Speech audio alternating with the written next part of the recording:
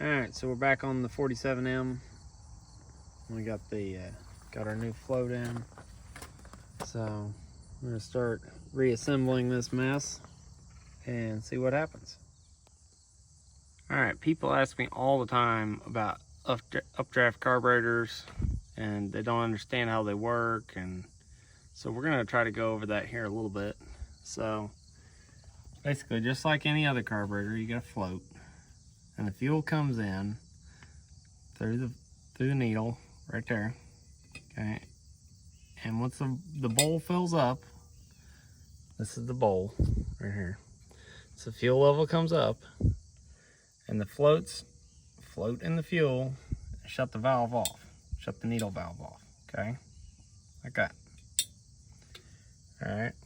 Now, when you start it, the air comes to the center hole here, right? Which is through the choke, basically. All right. Air comes through here, creates a suction right here on this tube. All right. This tube is connected down to here. This is your jet. So basically, this is full of fuel right here. This is fuel standing here, and the fuel level is going to be like, see this line right here? That's going to be standing in this up to here probably. All right, now when you start it, it's going to suck up the fuel. It's in that tube, or try to start it. It's going to suck up that fuel and atomize it. And then this needle and the jet controls the amount of fuel going into the tube. Okay? It's really just like a controlled toilet, quite literally. There we go, now it focused. But it just literally is a controlled leak of fuel. Now, there's a little bit more to it for the idle circuit, but that's the basics of how a carburetor works on one of these. Any updraft carburetor really is going to be about that simple. So these two other holes right here, that's your idle circuit and your air bleed, but that's really not pertinent to what we're discussing. So that's the basics of it. If you can get your float goes up and down, and the needle goes with it, and you've got your passages clean and your main jet, it should run. Now, if you got the idle jet clean, then it'll idle. But that's your two basic circuits inside the carburetor. So the other thing that I didn't mention while I had it still apart is you want your float level, like the fuel level in the bowl, to be somewhere down in here under the gasket level. So down in here roughly. And basically how you get that is you tweak the float, you bend it up and down until it's parallel with the bottom of the carburetor usually. That's usually a best starting point for one. If you get one that just runs abnormally rich all the time and stumbles and does bunches of weird stuff, then just lower the fuel level in the bowl just a little bit and see if that seems to help it out. That's at least commonly what I've found. The other thing you always want to check for when rebuilding the carburetor is make sure the float doesn't hold water. So that's what this one does. It fills up with fuel. It's got a bunch of old holes in it. It's got pretty beat up over its life. But take it, like now it's empty, okay? It's sitting there and evaporated. What you can do is you take this and you dunk it in a bucket of water, and you'll watch it, air bubbles come out of it. So that'll tell you you got a problem.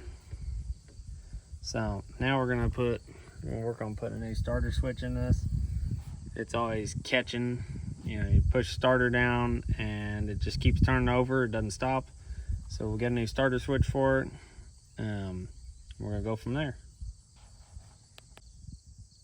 All right, we got the carburetor back together. Should be ready to go. About to test it here. Got our new starter switch in.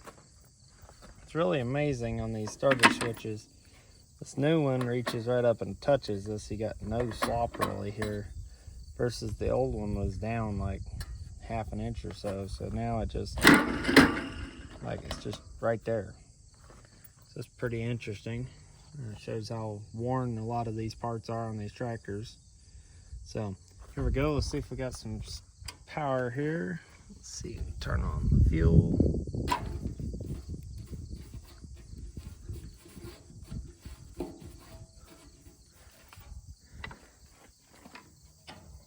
Little choke, little throttle, keys on. Well, maybe not. As it turns out, it's completely dead empty out of gas. You can see I hadn't filled the sediment bowl back up yet. So I'm actually going to take the opportunity to take the sediment bowl off of this thing, because the sediment bowl never shuts off all the way. We're going to take it apart and see if we can figure out what's up with it. So we took the sediment bowl off, took it all apart, cleaned it out, put it back on. All right, so I think we're ready to start it. Here we go.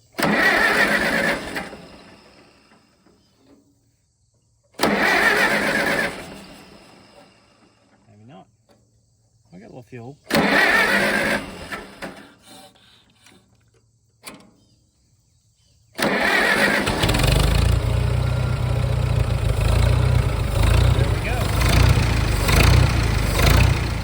Remember that the idle jet on these, when you screw it in, it richens it up, and you screw it out, it leans it up, which is backwards to the way most work.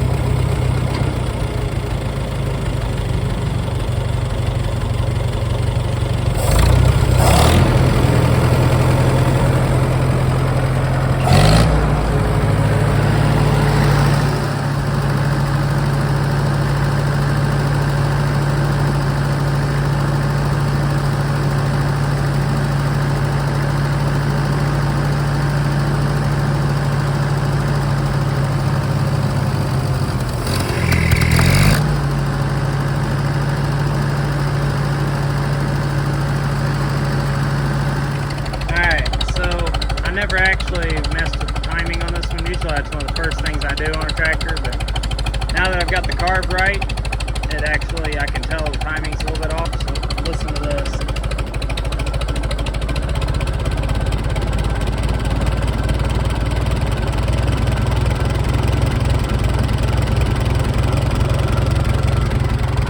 You want to listen for it to start firing out the exhaust. That's when you've got too much timing, you need to back it off.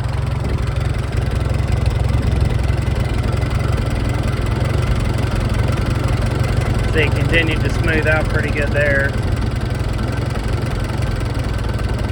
Out here, it starts stumbling a little bit.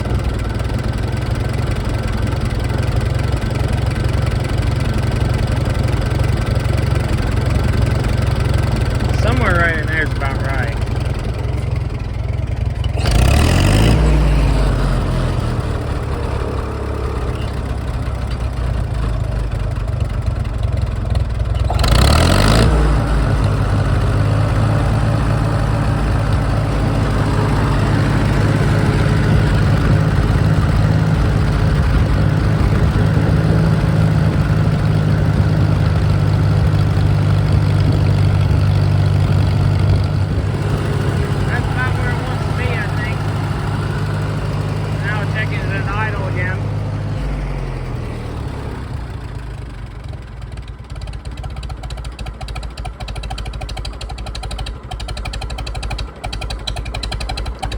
Doesn't really sound like enough timing.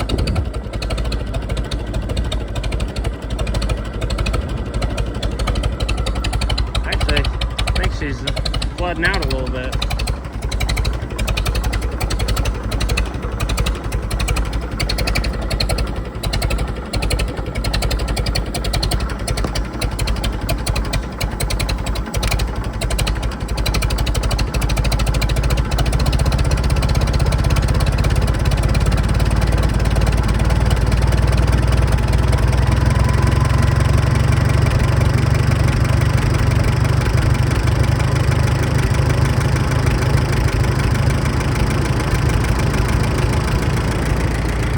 What you listen for is you want to set it for the highest RPM without changing the throttle position. If you wanted to go so far as to take this pipe plug out right here, you could hook a vacuum gauge up to it and see what the vacuum is and set it by vacuum, but I don't think anybody's that worried about it on these.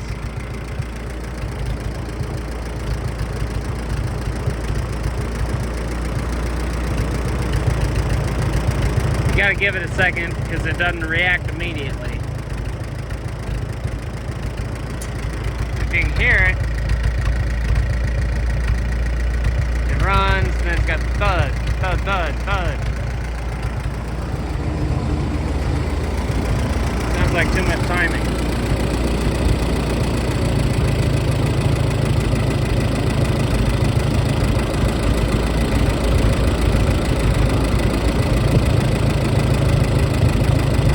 Yeah, the exhaust changes.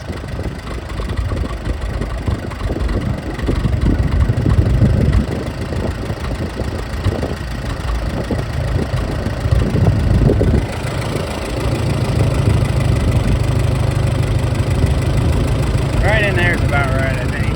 I think that's as good as we're gonna get. This tractor needs run more.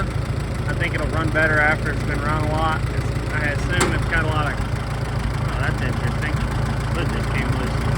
I think it's got a lot of carbon buildup would be my guess. It ran pretty rich for a while, so I'm sure the valve seats and everything are dirty, and it'll take it a second to kind of break itself back in.